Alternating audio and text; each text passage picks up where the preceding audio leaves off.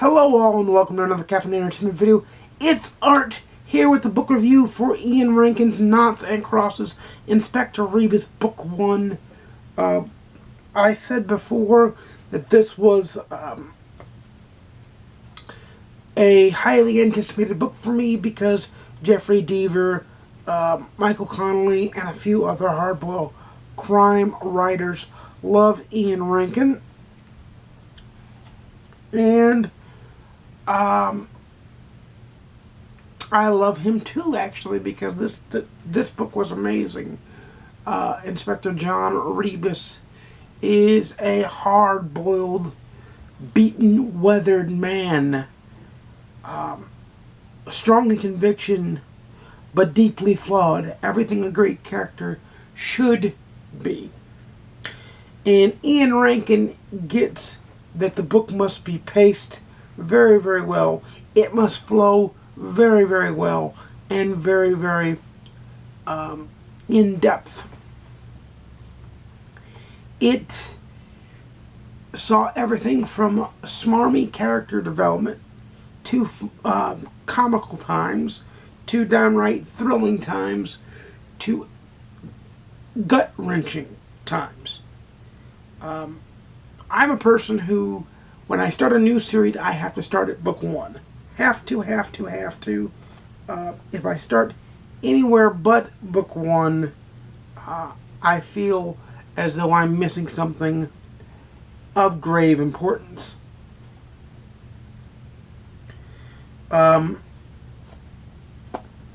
Excuse me as I get the dirt and stuff off of me here.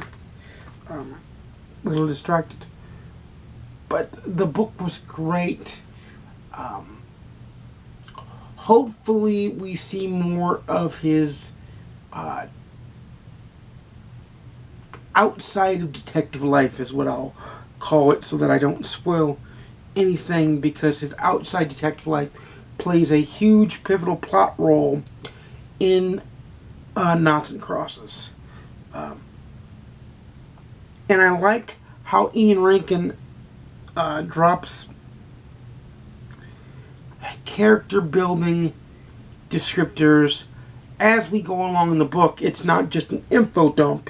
It's parsed out through and given to us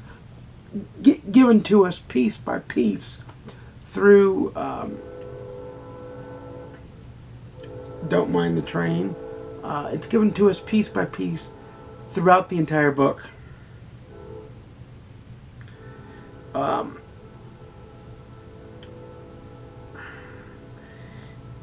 Ian Rankin's world comes off the page because of the written prose he uses.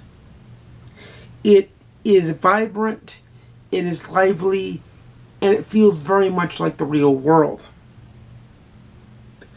This is a man in Ian Rankin that obviously is very observant of the world around him, because he picks up on things that I feel most people wouldn't see and incorporates them in his book to an eloquent quality. To me, of the 3 books that I read the week that I read this book, to me this was by far my favorite book, because it just had everything. It was a great narrative, written well by an author who obviously knows what he's doing. It is a book that should get more acclaim than I think it gets.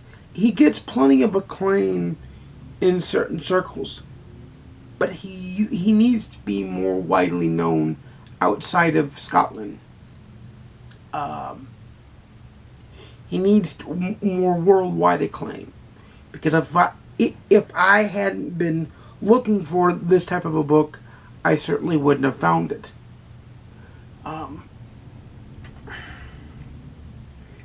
There's no denying what this book is to me. It's most certainly a 5-star read. It is most certainly a read it, own it, love it, definitely continue on with the series. It it didn't drag in the least bit.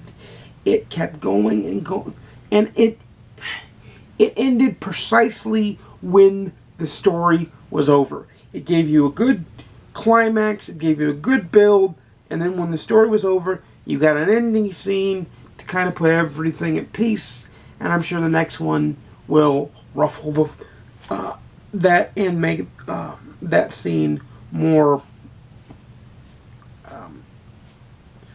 or less dynamic. So, I cannot recommend Ian Rankin enough. As a matter of fact, that's why I started reading Stuart McBride, is because I want to read more Scottish, Irish authors, and more authors that aren't from the States. Now, granted, I'll read my States authors like Craig Johnson and Michael Connelly and Jeffrey Deaver and so on and so forth that I read now.